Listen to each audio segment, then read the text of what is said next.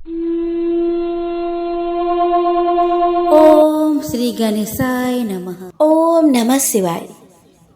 दोस्तों, श्रावण मास महात्म्य के दूसरे अध्याय में हम प्रवेश करते हैं एक दिव्य संवाद में, जहां सनत कुमार पूछते हैं और भगवान शंकर श्रावण मास के रहस्य को प्रकट करते हैं। यह केवल ज्ञान नहीं, भक्त की तीर्थ यात्रा है।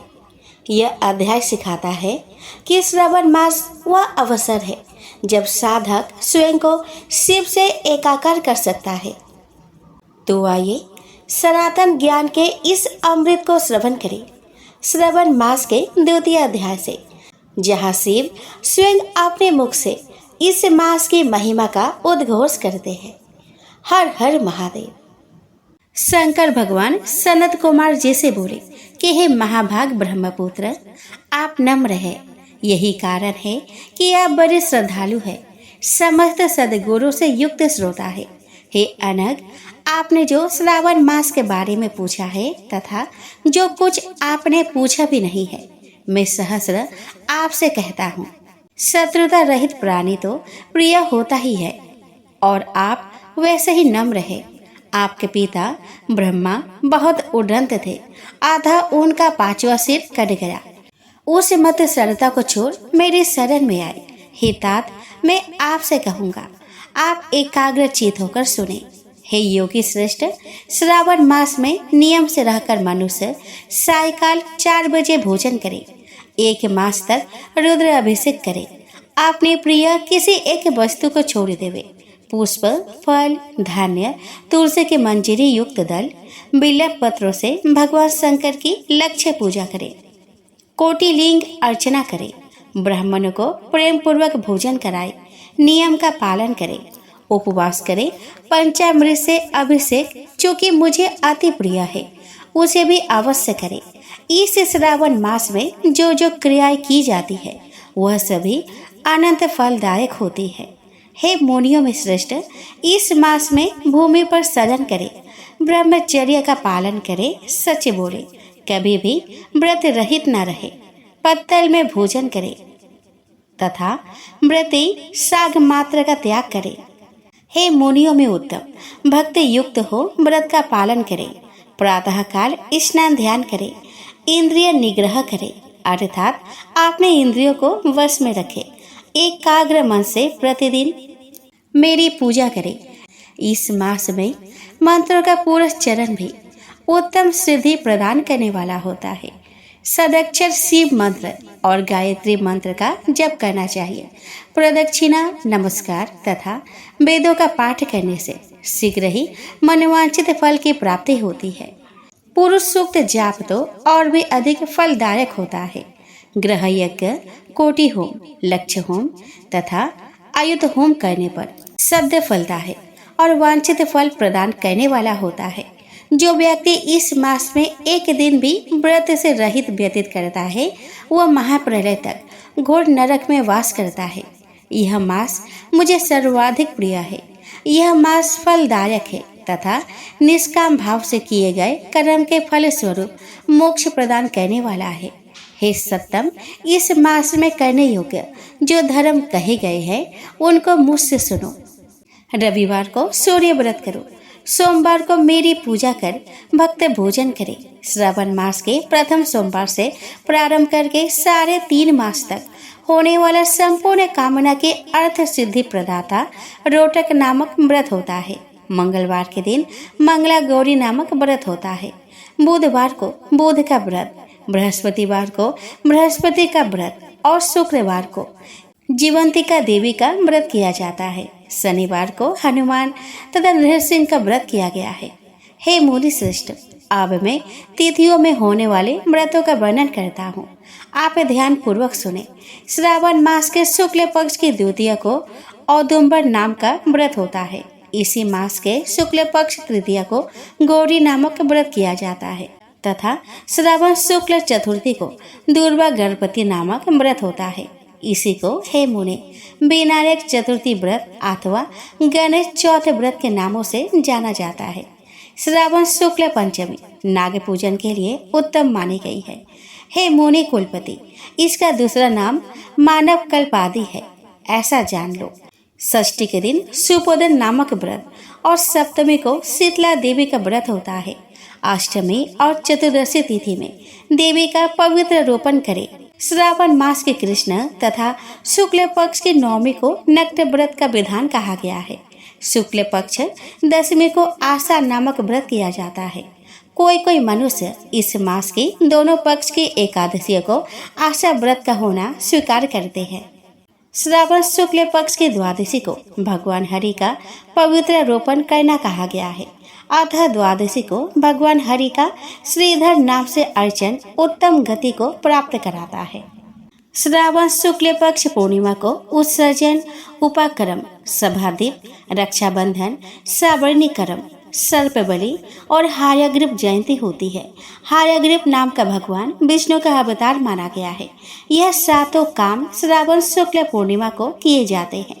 श्रावण मास की कृष्ण चतुर्थी को संकट चतुर्थी व्रत तथा श्रावण कृष्ण पंचमी को मानव कल्पादि किया जाता है। हे ब्राह्मणों में श्रेष्ठ, श्रावण कृष्ण पक्ष अष्टमी को भगवान विष्णु का श्री कृष्ण नाम से पूर्ण अवतार हुआ है।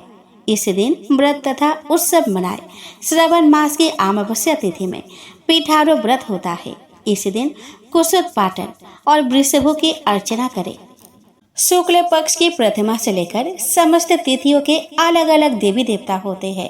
प्रतिपदा तिथि के अग्नि, द्वितीय के ब्रह्मा, तृतीय के गौरी, चतुर्थी के गणनायक, पंचमी के सर्प, षष्ठी के स्कंद, सप्तमी के सूर्य, अष्टमी तिथि के शिव है, नवमी की देवी दुर्गा, दशमी के यम और एकादशी के विश्वदेव स्वामी है।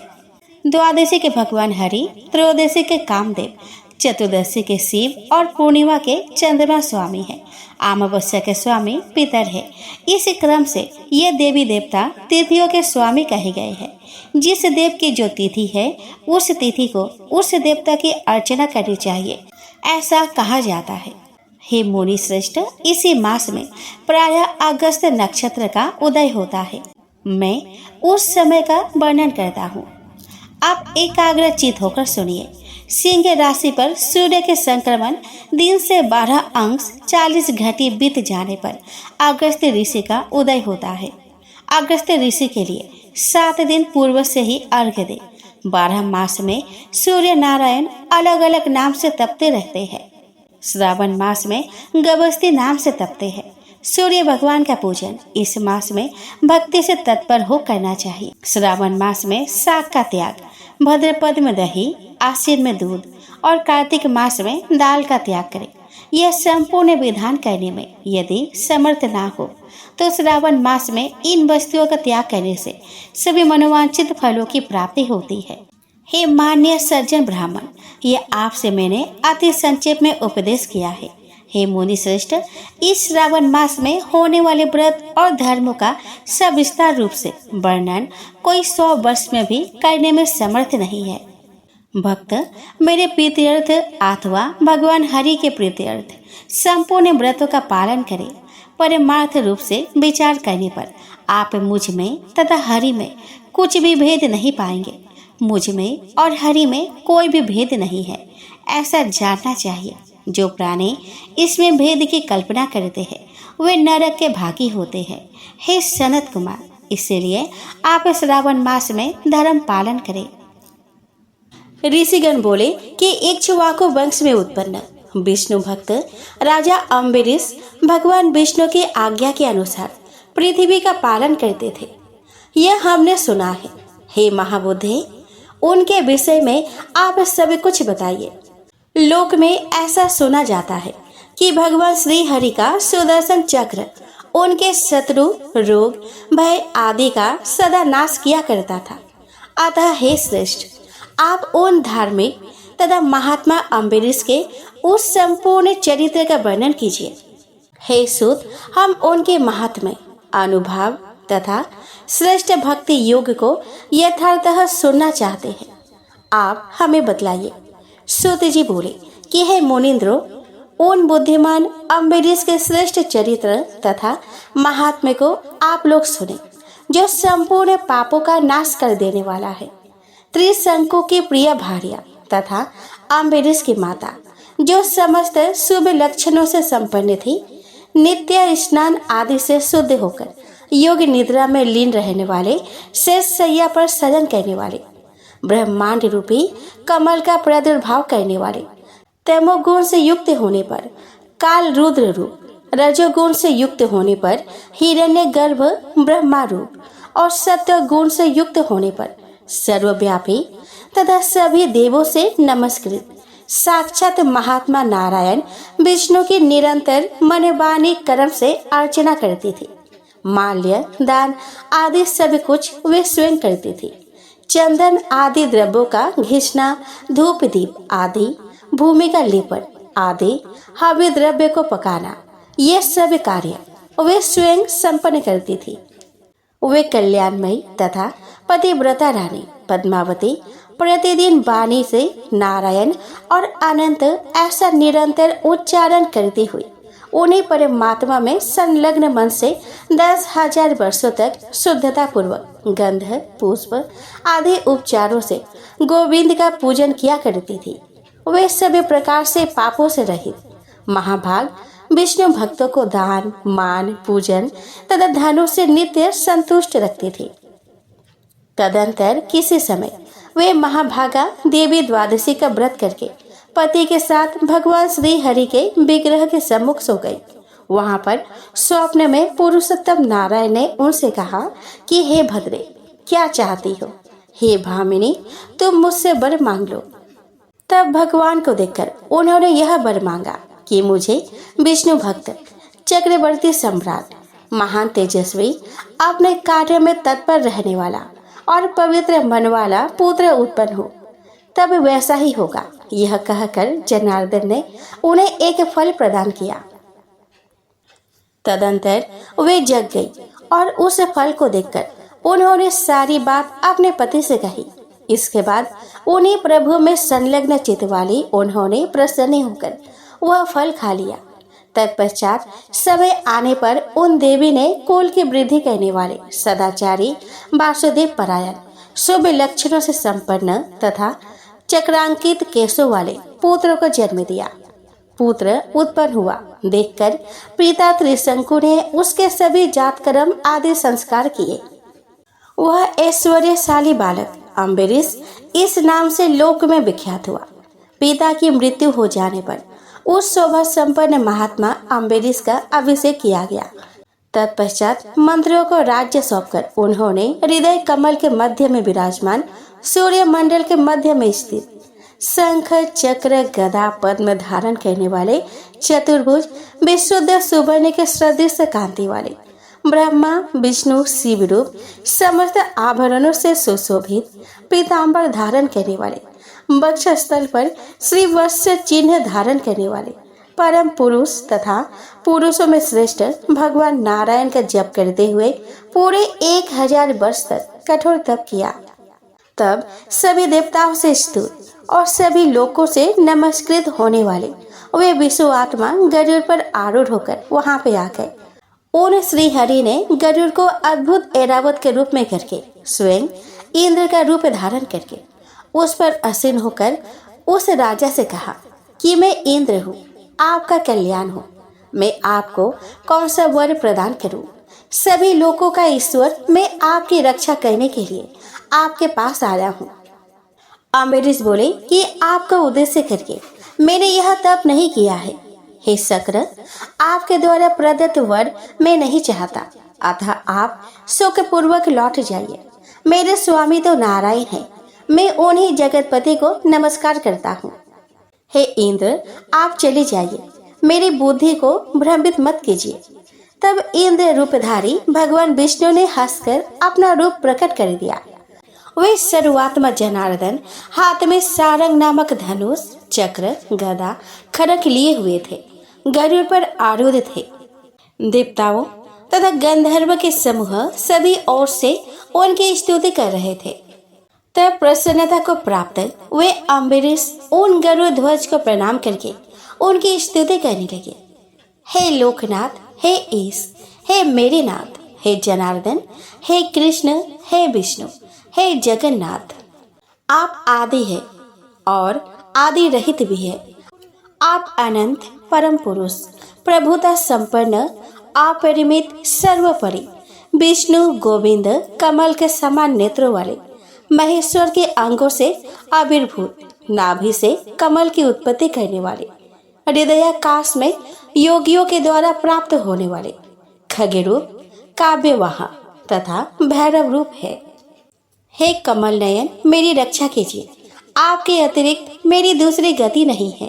आप ही मेरे शरण दाता है।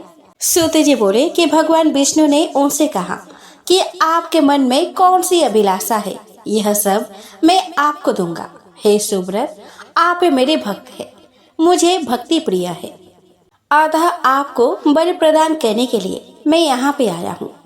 अम्बेरी जी बोले कि हे लोकनाथ, हे परमानंद, मेरी सदा यही अभिलाषा रहती है कि मैं मन, वाणी तथा कर्म से नित्य वासुदेव में लीन रहूं।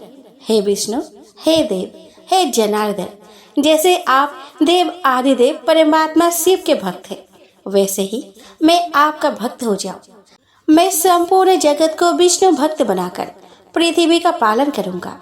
यज्ञ, हवन, अर्चन आदि के द्वारा श्रेष्ठ देवताओं को तृप्त करूंगा। वैष्णव जनों का पालन पोषण करूंगा और शत्रुओं का संहार करूंगा। प्राणियों को संताप देने से मैं भयभीत रहूं। मेरी मति ऐसी भावना को धारण करे। श्री भगवान बोले कि जैसी आपकी इच्छा है वैसा ही होगा। प्राचीन काल में मैंने भगवान रुद्र की कृपा से यह दुर्लभ सुदर्शन चक्र प्राप्त किया है। यह आपके ऋषि साप, दुख, शत्रु, रोग आदि का सदा नाश करेगा। ऐसा कहकर वे अंतर्धान हो गए। सूत जी बोले कि तदंतर भगवान नारायण को प्रणाम करके आनंद से युक्त राजा अम्बरीश रम्य अयोध्या नगरी में प्रवेश करके प्रजा पालन करने लगे। नारायण में तत्पर रहने वाले उन राजा ने ब्राह्मण आदि वर्णों को अपने अपने कर्म में लगाया। वे राजा अम्बरीश प्रसन्नचित होकर विशेष रूप से निष्पाप विष्णु भक्तों का पालन करने लगे। 100 अश्वमेघ यज्ञ तथा 100 बाजपेयी यज्ञ करके वे सागर पर्यंत इस पृथ्वी का पालन करने में तत्पर हो गए। उन राजा के राज्य शासन करते रहने पर घर घर में विष्णु का विग्रह स्थापित किया गया। घर घर में वेद ध्वनि, विष्णु के नाम का घोष और यज्ञ घोष होने लगा।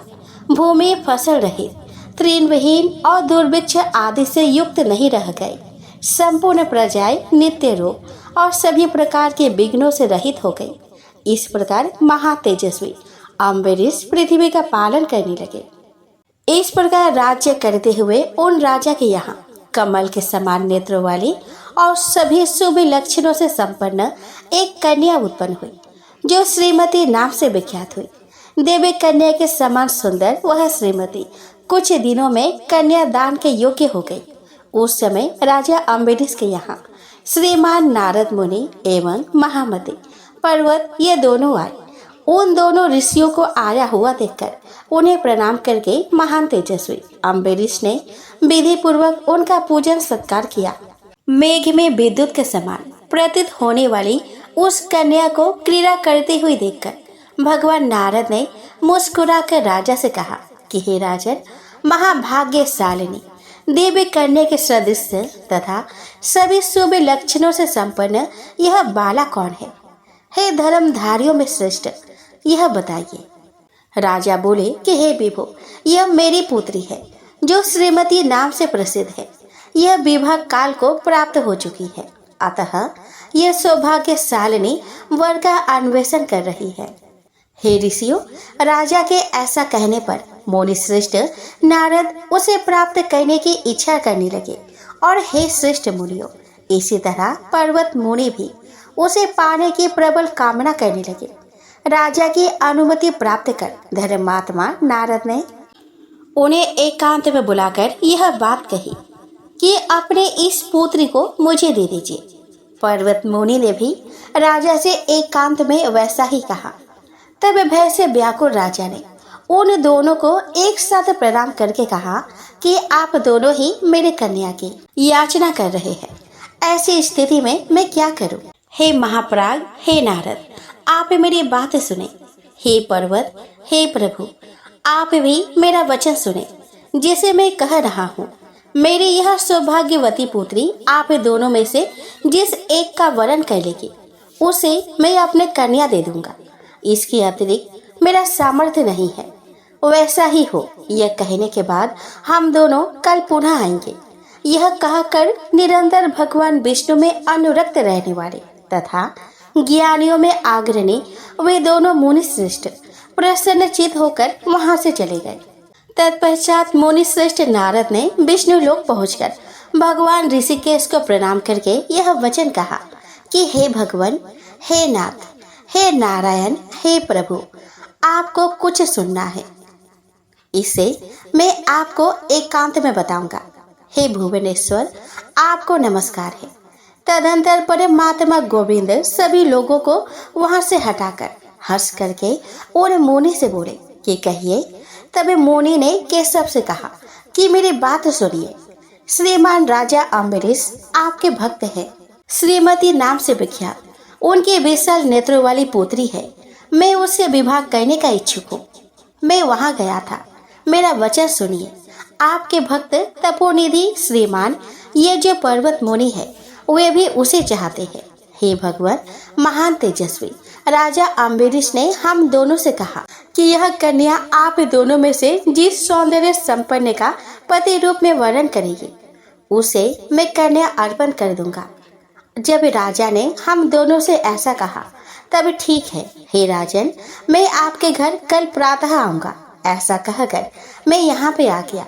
हे जगन्नाथ, अब मैं आपके पास आ गया हूँ। आप मेरा प्रिय कार्य कर दे। हे जगन्नाथ, यदि आप मेरा प्रिय करना चाहते हैं तो जिस भी प्रकार से पर्वत का मुख बानर के मुख के समान हो जाए वैसा आप कर दीजिए। तभी मुस्कुराकर भगवान मधुसूदन ने कहा कि ठीक है। ऐसा कहकर मुनि नारद से कहा कि हे सौम्य, आपने जो कहा है उसे मैं करूंगा। अब आप जैसे आए थे वैसे ही चले जाइए। भगवान के ऐसा कहने पर वे मुनि प्रसन्नता पूर्वक जनार्दन को प्रणाम करके अपने को धन्य मानते हुए वहां से अयोध्या चले गए।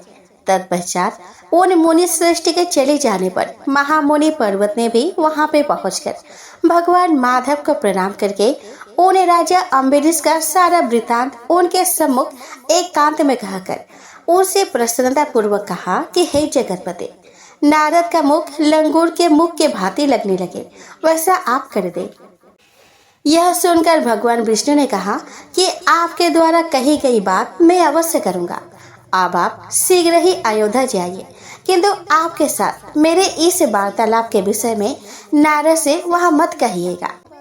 तब ठीक है, ऐसा कहकर वे पर्वत मुनि वहां से चले गए। तदंतर राजा ने उन दोनों मुनिवरों को आया हुआ जानकर अनेक प्रकार के मांगलिक पदार्थों, पुष्पों तथा लाजा यानी कि लावा आदि के द्वारा एवं ध्वजा तोरण आदि लगवाकर चारों ओर से संपूर्ण अयोध्या को सजाया। भवनों के द्वारों को जल से सिक्त करके बाजारों और मार्गों पर जल का छिड़काव कराकर नगरी को दिव्य गंध, रस आदि से युक्त तथा सुगंधित धूपों से धूपित करके राजा ने संपूर्ण अयोध्या को मंडित किया। तदंतर राजा ने उस स्वयंवर सभा को विविध प्रकार के दिव्य गंधों, धूपों और रत्नों से अलंकृत मणि निर्मित स्तंभों और अनेक विध मालाओं से सुशोभित एवं बहुमूल्य आस्तरणों से युक्त दिव्य सिंहासनों से आवृत करने के पश्चात सभी प्रकार के आभरणों से सुसज्जित लक्ष्मी के समान विशाल नेत्रों वाली कृशोदरी, हाथ आदि 5 अंगों में कोमलता धारण करने वाली मनोहर मुखमंडल वाली और अनेक स्त्रियों से घिरी तथा संस्कृत यानी कि सहारा देकर ले जाई जाती हुई कन्या श्रीमती को साथ में लेकर उस सभा में प्रवेश किया। राजा अम्बरीश की वह सभा वैभवमय अनेक विध श्रेष्ठ मणियों और रत्नों से चित्रित, उत्तम आसनों से सुशोभित, पुष्प मालाओं से मंडित और सुव्यवस्थित थी। उस सभा में वे राजागण आए। तत्पश्चात ब्रह्मा के ज्येष्ठ पुत्र, वेदत्रय विद्या के ज्ञाता, ब्रह्म वेत्ताओं में श्रेष्ठ, ऐश्वर्य संपन्न और महान आत्मा वाले महामुनि नारद पर्वत मुनि सहित वहां पे आ गए। उन दोनों को आया हुआ देखकर व्याकुल चित्त वाले राजा ने दिव्य आसन प्रदान करके उनकी पूजा की। देव ऋषियों में विख्यात, ज्ञानियों में श्रेष्ठ और महान आत्मा वाले वे दोनों मुनिवर कन्या प्राप्ति के लिए उन दोनों को आया हुआ देखकर व्याकुल चित्त वाले राजा ने दिव्य आसन प्रदान कर उनकी पूजा की। देव ऋषियों में विख्यात, ज्ञानियों में श्रेष्ठ और महान आत्मा वाले वे दोनों मुनिवर कन्या प्राप्ति के लिए सम्यक रूप से आसन पर विराजमान हो गए। उन दोनों के सम्मुख दंडवत प्रणाम करके राजा ने मनोहर कमल के समान नेत्रों वाली और यशस्विनी उस पुत्री श्रीमती से कहा कि हे भद्रे, इन दोनों में से जिस वर को तुम मन से चाहती हो उसे प्रणाम करके यह माला विधि पूर्वक उसे पहना दो। राजा के ऐसा कहने पर स्त्रियों से घिरी हुई सुंदर नेत्रों वाली वह कन्या सुवर्णमय दिव्य माला लेकर जहाँ वे दोनों महात्मा बैठे थे वही आकर उन मुनि श्रेष्ठों नारद और पर्वत को देखती हुई वही स्थित हो गई। नारद को लंगूर के समान मुख वाला और पर्वत को बानर के समान मुख वाला देखकर वह कन्या कुछ डर से गई। व्याकुल चित्त वाली वह कन्या वायु प्रकंपित कदली के भांति कांपते हुई वहां स्थित रही। तब उस राजा ने उससे कहा कि हे वत्से, तुम अब क्या करोगी? हे शुभे, इन दोनों में से किसी एक को चुनकर उसे माला पहना दो। डरी हुई उस कन्या ने पिता से कहा कि ये दोनों तो नर वानर की आकृति वाले हैं।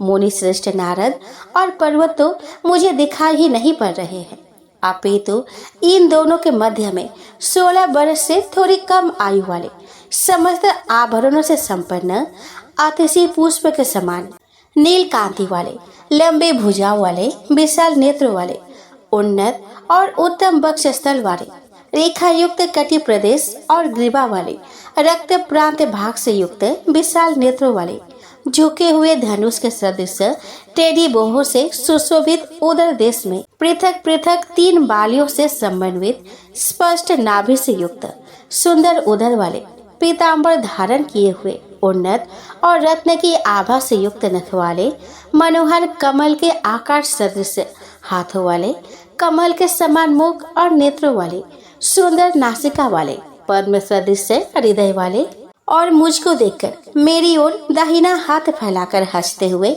वहां पर विराजमान इस अन्य व्यक्ति को देख रही हूँ। तब कदली की भांति कांपते हुए वहां पर खड़ी उस व्याकुल मन वाली कन्या से राजा ने कहा कि हे वत्स, अब तुम क्या करोगी?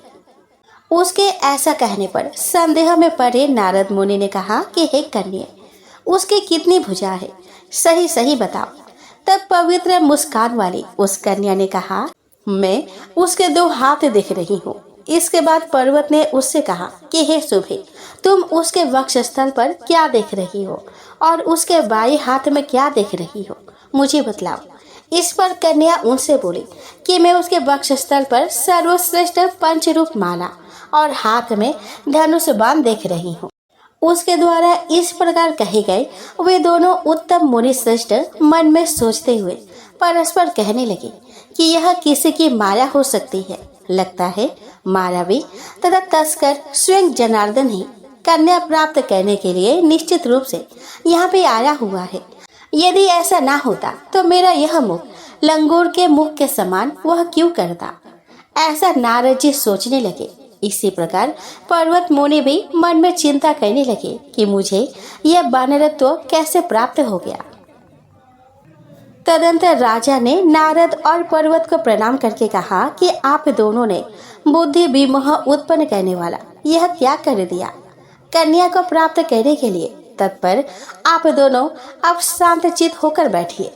राजा के ऐसा कहने पर वे दोनों मुनि श्रेष्ठ कुपित होकर बोले कि आप ही मोह कर रहे हैं। हम दोनों बिल्कुल नहीं। आपके यह पुत्री अब हम दोनों में से किसी एक का अविलंब वरण कर ले। तत्पश्चात अपने इष्ट देवता को प्रणाम करके माला लेकर वह उठी और उसने उन दोनों के बीच में समाहित चित होकर बैठे हुए समस्त आभरणों से सुशोभित आतिशी पुष्प के समान श्याम वर्ण वाले लंबी भुजाओं वाले पुष्ट अंगों वाले और कर्ण पर्यंत विशाल नेत्र वाले पूर्व सदृश से पुरुष को देखकर उसे माला पहना दी। इसके बाद पुनः वहां उपस्थित मनुष्य ने उस कन्या को नहीं देखा। तब वे दोनों मुनि आश्चर्यचकित हो गए कि यह क्या हुआ। इसके बाद वहां लोगों के बीच यह ध्वनि होने लगी कि उसे लेकर पुरुषोत्तम श्री विष्णु अपने लोक को चले गए। पूर्व जन्म में उस सुंदर युवती ने उन भगवान के लिए निरंतर तप करके इस जन्म में श्रीमती नाम वाली कन्या के रूप में जन्म लिया और फिर वह श्री विष्णु को प्राप्त हुई। तत्पश्चात उस श्रीमती के द्वारा तिरस्कृत किए गए वे दोनों मुनि श्रेष्ठ वासुदेव श्री विष्णु के प्रति अत्यंत दुखित होकर उन श्री हरि के भवन में पहुंचे। उन दोनों को आया हुआ देखकर भगवान श्री हरि ने श्रीमती से कहा कि मुनि श्रेष्ठ नारद और पर्वत यहाँ पे आए हैं, अतः तुम अपने को यहाँ छिपा लो। इस पर ठीक है ऐसा कहकर उस देवी ने हंसते हुए वैसा कर दिया। तब सम्मुख दंडवत प्रणाम करके नारद ने दामोदर श्री हरि से कहा, आपने मेरा तथा पर्वत का प्रिय कार्य तो आज कर दिया। हे गोविंद, हे सूर्य श्रेष्ठ, अपने बुद्धि से हम दोनों को धोखा देकर तथा विमोहित करके स्वयं आपने ही उस कन्या का हरण किया है। उनके ऐसा कहने पर परम पुरुष अच्युत भगवान विष्णु ने दोनों हाथों से अपने कान बंद करके कहा कि आप दोनों ने यह क्या कह दिया। अहो, यह तो वासनामय भाव है, जबकि आप लोग मुनि वृत्ति वाले हैं। भगवान के द्वारा इस प्रकार कहे गए उन नारद मुनि ने वासुदेव से उनके कर्ण मूल में कहा कि आपने मेरा मुख लंगूर के मुख के समान क्यों कर दिया। तब भगवान उनके कर्ण मूल में बोले, हे विद्वान, मैंने ही पर्वत का मुख बारह जैसा और आपका मुख लंगूर जैसा कर दिया था। यह सब मैंने आपके हित के लिए किया था, इसके विपरीत नहीं। पर्वत ने भी वही पूछा। तब उन विष्णु ने उनसे भी वैसा ही कहा। इसके बाद भगवान दामोदर श्रवण कर रहे उन दोनों के समक्ष यह वचन बोले, मैं शपथ पूर्वक सत्य कहता हूँ कि मैं आप दोनों का हित ही किया हूँ। तत्पश्चात धर्मात्मा नारद ने कहा कि हम दोनों के मध्य में स्थित वह कौन धरोधारी पुरुष था जो उस कन्या का हरण करके चला गया था। यह सुनकर वासुदेव ने उन मुनिवरों से कहा कि बहुत से श्रेष्ठ महात्मा लोग भी मानवी है। वह निश्चित ही श्रीमती ने आप दोनों ऋषि सप्तमों को देखकर ही अन्य का वर्ण किया होगा। मैं हाथ में चक्र धारण किए चार भुजाओं से युक्त होकर स्थित रहता हूँ। यह तो आप दोनों को विदित ही है। मैंने उसे प्राप्त करने की इच्छा नहीं की है। भगवान ने जब उनसे ऐसा कहा तब उन दोनों ने प्रसन्नचित होकर उन्हें प्रणाम करके कहा कि हे विभु, हे नारायण, हे जगतपते, इसमें आपका क्या दोष है। इसमें उस राजा की ही धृष्टता है, उसी ने यह माया रची है। ऐसा कहकर वे दोनों मुनि नारद और पर्वत वहां से चल पड़े। अम्बरीश के यहाँ आकर नारद और पर्वत ने उन्हें श्राप दे दिया। हम दोनों आए थे, फिर भी उसके बाद में किसी अन्य को बुलाकर अपने माया रचकर उसे अपनी कन्या दे दी है। अतः तमोगुण आपको आक्रांत कर देगा। कर लेगा। इसके परिणाम स्वरूप आप अपनी आत्मा को यथार्थ रूप में बिल्कुल नहीं जान पाएंगे। मुनियों के द्वारा ऐसा श्राप दे दिए जाने पर एक अंधकार पुंज उत्पन्न हुआ और राजा की ओर बढ़ा। तब उसी क्षण भगवान विष्णु का चक्र प्रकट हो गया। उस चक्र के द्वारा त्रस्त किया गया वह अंधकार पुंज अब उन मुनियों की ओर चल पड़ा। तत्पश्चात संतप्त अंगों वाले भागते हुए वे दोनों महामुनि अपने पीछे उस चक्र तथा भयानक अंधकार पुंज को देखकर कहने लगे कि यहो, हम दोनों ने शीघ्र ही कन्या सिद्धि प्राप्त कर ली। भयभीत होकर लोक लोकांतर में निरंतर दौड़ते हुए और त्राही त्राही ऐसा पुकारते हुए विष्णु लोक जाकर गोविंद से बोले कि हे नारायण, हे जगतपते, हे वासुदेव, हे ऋषिकेश, हे पद्मनाभ, हे जनार्दन, हे पुंडरीकाक्ष, हे पुरुषोत्तम, आप सबके स्वामी हैं। हम दोनों की रक्षा कीजिए। अम्बरीश मेरा भक्त है और वैसे ही यह दोनों मुनि श्रेष्ठ भी मेरे भक्त हैं। अतः इस अम्बरीश का तथा इन दोनों मुनियों का इस समय मुझे हित करना चाहिए। यह सोचकर भक्तों पर कृपा करने की अभिलाषा से ऐश्वर्य संपन्न वक्षस्थल पर श्री वत्स चिन्ह धारण करने वाले नारायण श्री हरि भगवान विष्णु ने चक्र और तमो राशि का निवारण करके उस अंधकार को बुलाकर वाणी से उसे प्रसन्न करते हुए बोले कि मेरी यह बात सुनो, यह ऋषि का श्राप नहीं था, अपितु मेरा वरदान ही था, जिसे राजा की रक्षा के लिए मैंने उन्हें प्रदान किया था। इसके विपरीत और कुछ भी नहीं है। इन राजा अम्बरीश के पुत्र के नाती के पुत्र महायशस्वी तथा ऐश्वर्यशाली दशरथ नामक धर्मात्मा राजा होंगे। मैं उन्हीं के राम नामक ज्येष्ठ पुत्र के रूप में अवतीर्ण होऊंगा। मेरा दाहिना हाथ उस समय भरत नाम से और बायां हाथ शत्रुघ्न नाम से प्रकट होंगे और ये शेषनाग लक्ष्मण के रूप में प्रसिद्ध होंगे। उस समय तुम मेरे पास आना और इस समय राजा को और इन मुनिवरों को छोड़कर चले जाओ। उन माधव ने उस अंधकार से ऐसा कहा। भगवान के ऐसा कहने पर वह अंधकार उसी क्षण नष्ट हो गया और निवारित किया गया। वह विष्णु चक्र पूर्व के भांति व्यवस्थित हो गया। वे मुनि श्रेष्ठ भय से मुक्त हो गए और जनार्दन को प्रणाम करके वहां से निकल गए। शोक संतप्त हुए दोनों मुनि आपस में कहने लगे कि आज से मृत्यु पर्यंत हम दोनों कन्या परिग्रह यानी कि विवाह नहीं करेंगे। ऐसा कहकर और प्रतिज्ञा करके वे दोनों ऋषि पूर्व की भांति योग्य ध्यान परायण और शुद्ध विचार वाले हो गए। राजा अम्बरीश भी भली भांति पृथ्वी का पालन करके अपने सेवकों और बंधु बांधवों सहित विष्णु लोक चले गए। भगवान विष्णु भी अम्बरीश के मान के लिए तथा दोनों मुनि श्रेष्ठों के वचन की रक्षा के लिए दशरथ पुत्र राम हुए और वे प्रभु अपने स्वरूप को नहीं जान सके। उन्हें श्री हरि को देखकर सभी मुनिगण भृगु आदि मुनि श्रेष्ठ यह कहने लगे कि विद्वानों को माया नहीं रचनी चाहिए। नारद और पर्वत भी अपने द्वारा किए गए मूर्खतापूर्ण कार्य को दीर्घ काल तक सोचकर तथा विष्णु की माया की निंदा करके रुद्र भक्त हो गए।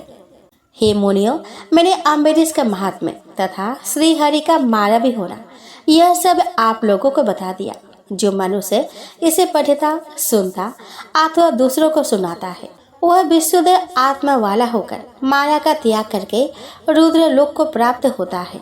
जो वेदों के द्वारा कहे गए इस परम पवित्र और पुण्यप्रद आख्यान का प्रतिदिन प्रातः और साय पाठ करता है वह विष्णु सायुज्य प्राप्त करता है।